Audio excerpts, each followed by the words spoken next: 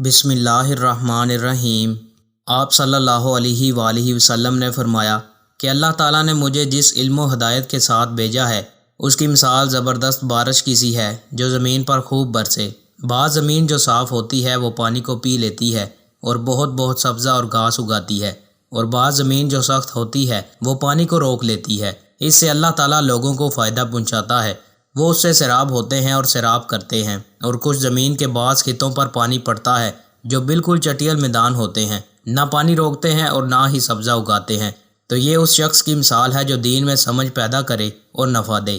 اس کو وہ چیز جس کے ساتھ میں مبعوث کیا گیا ہو، اس نے علم دین سیکھا اور سکھایا، اور اس شخص کی مثال جس نے سر نہیں اٹھایا یعنی توجہ نہیں کی، اور جو ہدایت دے کر میں بھیجا گیا ہوں اسے قبول نہیں کیا۔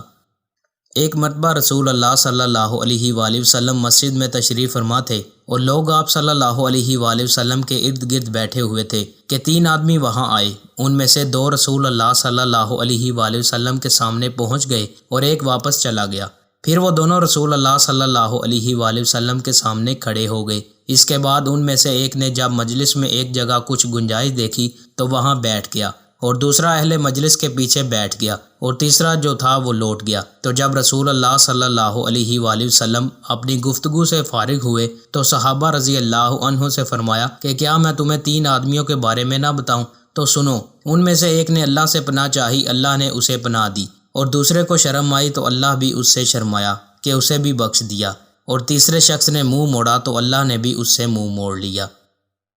دوستو، مزید اچھی ویڈیوز کے لیے چینل کو سبسکرائب لازمی کریں۔ بہت شکریہ۔